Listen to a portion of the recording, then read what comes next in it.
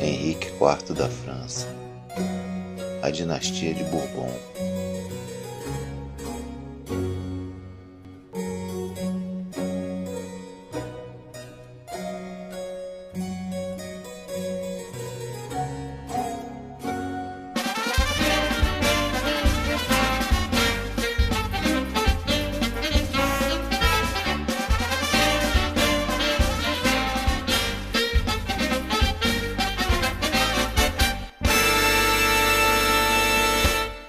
Como vimos nos vídeos da série da dinastia de Valois, o Henrique de Navarra, que pertencia à casa de Bourbon, do ramo de Vendôme, depois da morte do seu primo, o Henrique III, rei da França, tornou-se o rei Henrique IV.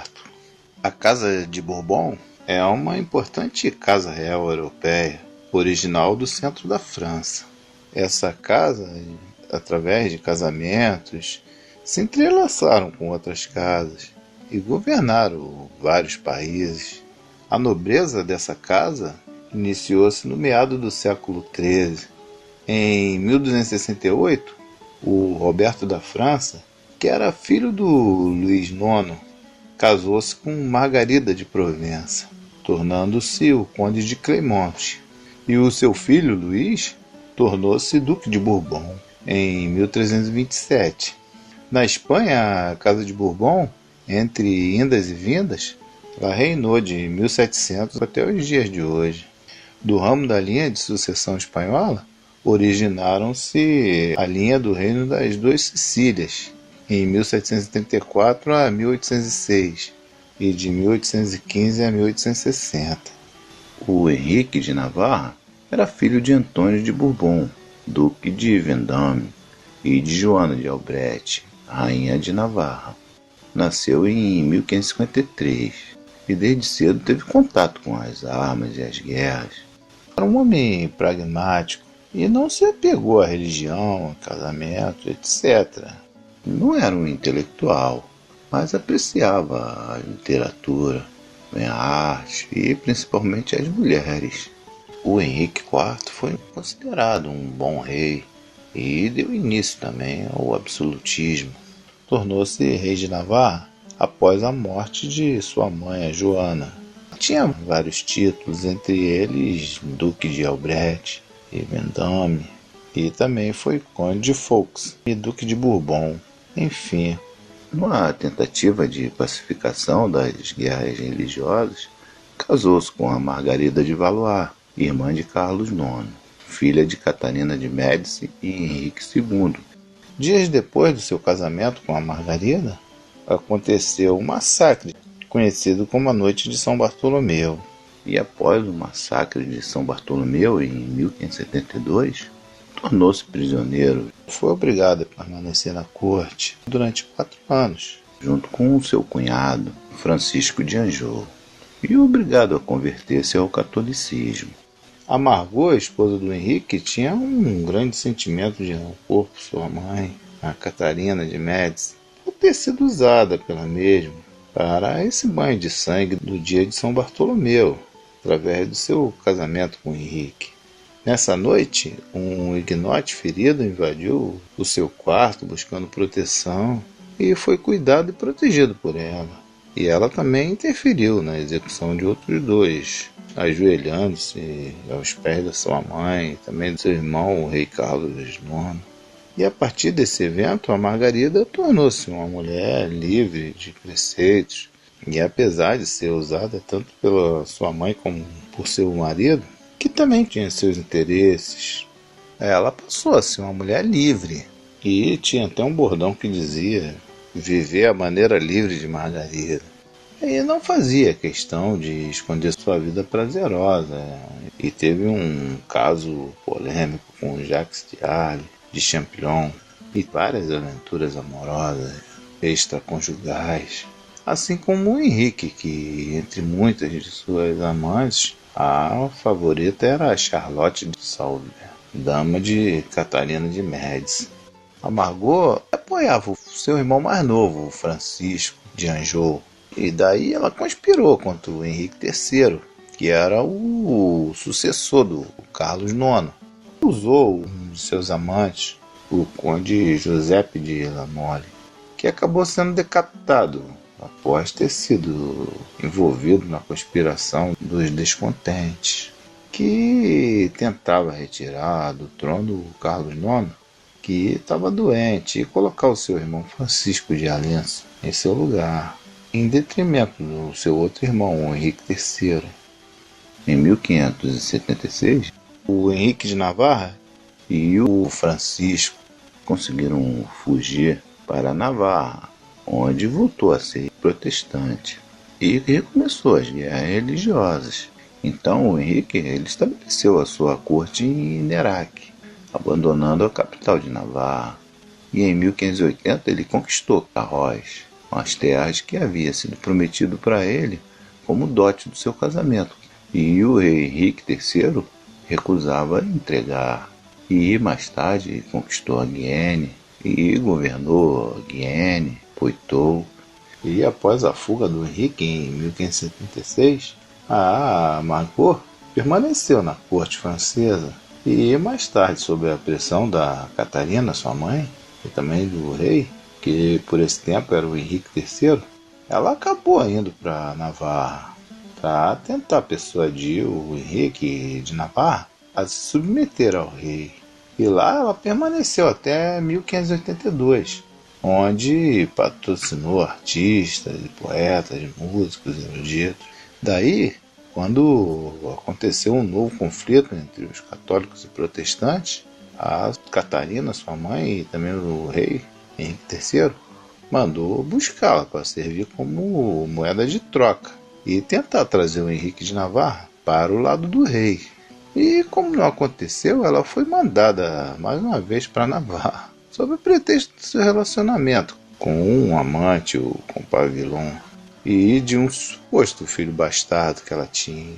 E quando ela foi enviada de volta para Navarra, o Henrique de Navarra, ele recebeu ela bem de volta, mas em troca da retirada do exército francês de cidades estratégicas para os ignotes.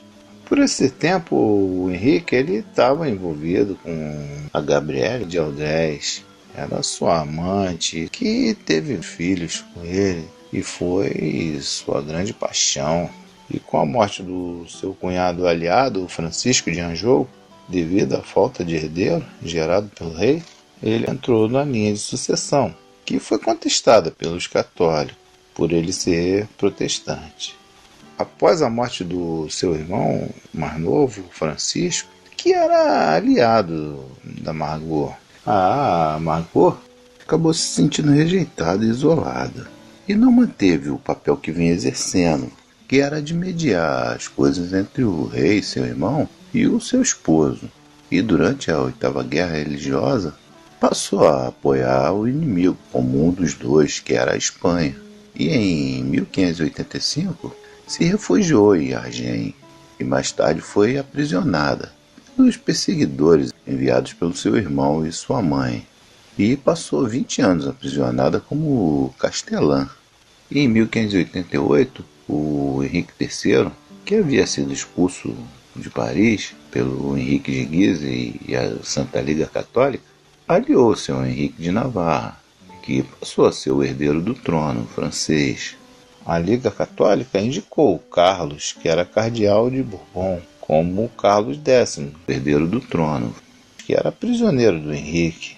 E o Carlos X morreu em 1590, e a Liga não tinha outro candidato. Como vimos no outro vídeo, a Liga Católica tinha o apoio do Filipe II da Espanha, filho da Isabel de Valois, que era um rei muito poderoso. O Filipe indicava sua filha Isabel Clara Eugênia para a linha de sucessão, mas a Isabel não tinha também o apoio da Liga. A Liga Católica havia tomado Paris e o Henrique III, com a ajuda do Henrique de Navarra, havia sitiado a cidade de Paris. E após a morte do seu cunhado, o rei Henrique III, ele assumiu o trono. Tornou-se rei como o Henrique IV, o primeiro da dinastia de Bourbon, e pôs fim à realeza da dinastia de Valois. A França encontrava-se em meio a uma guerra religiosa, e o Henrique IV era protestante. e não conseguiu ser coroado em Reims a princípio, como os outros reis franceses, porque os seus opositores governavam Reims. Mas teve outras condecorações e foi coroado rei em Chartres. E o Henrique ele tinha o apoio dos ignotes e parte dos políticos católicos, mas a outra parte da Liga Católica e o rei da Espanha não o reconheciam como rei. Daí houve uma campanha de 10 anos e em 1594 conseguiu expulsar os espanhóis e subornou os chefes da Liga Católica que acabaram aderindo à sua causa. Ele primeiro conquistou Arques em 1589 e Uri em 1596, Chartres e o cerco de Paris, que não aceitavam um rei protestante. O cerco de Paris durou bastante tempo. Daí veio a fome, doenças e morreram muita gente. Estima-se que quase 40 mil pessoas morreram.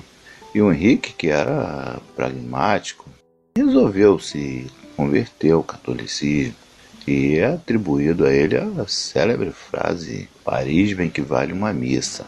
Também as frases uma galinha para cada sopa e pega-se mais mosca com a colher de mel que com 20 barris de vinagre.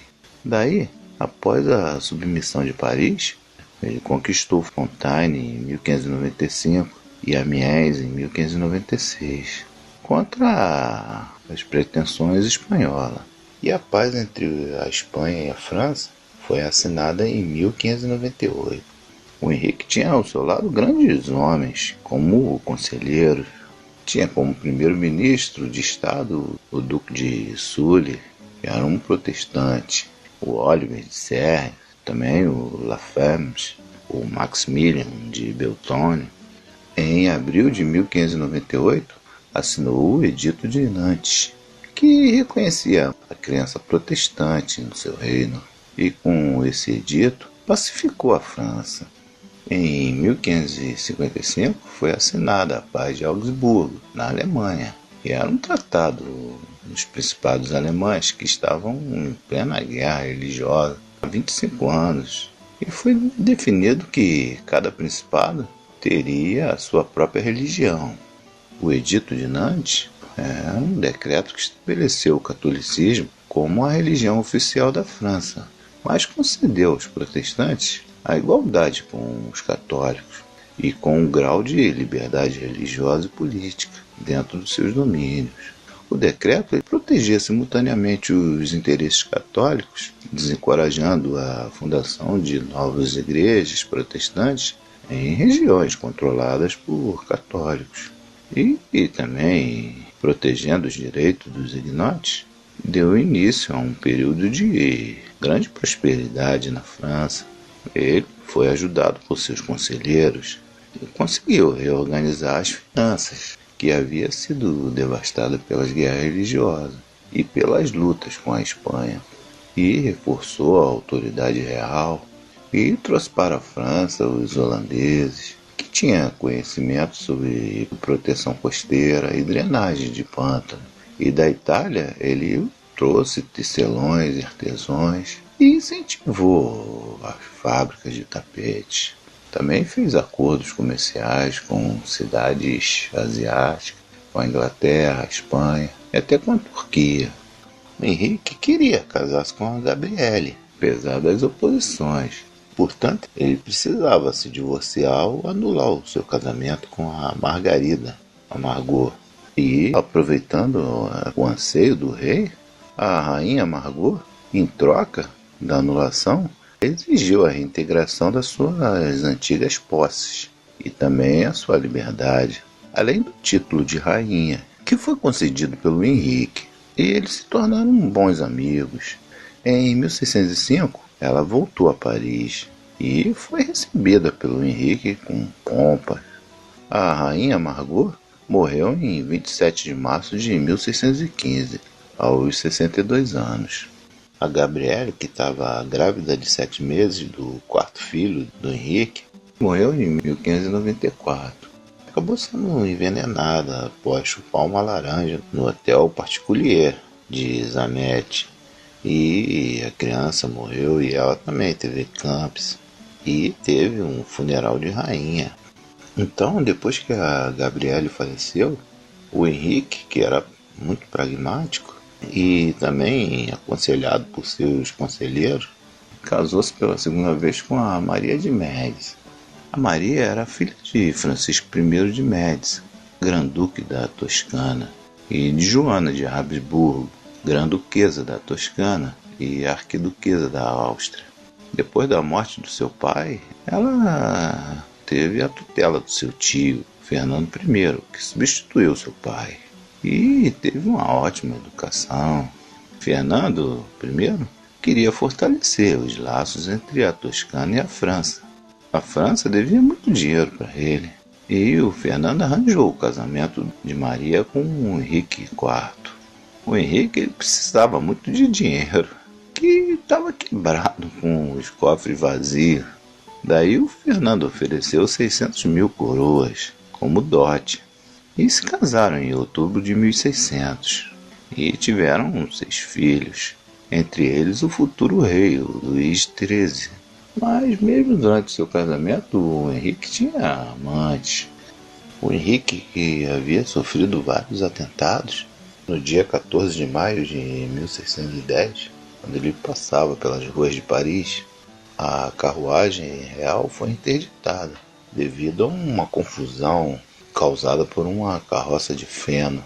Daí, o François de Ravaillac, que era um fanático religioso católico, o apunhalou várias vezes, levando o Henrique IV à morte. E o reino da França passou a ser regido por sua esposa, Maria de Médici, no lugar do seu herdeiro, o Delfim, o Luís, que mais tarde viria a ser o Luís XIII. Em 2008, foi encontrada na casa de um aposentado a cabeça do Henrique e confirmada a autenticidade por cientistas. Bom, é mais ou menos isso aí. Eu vou ficando por aqui.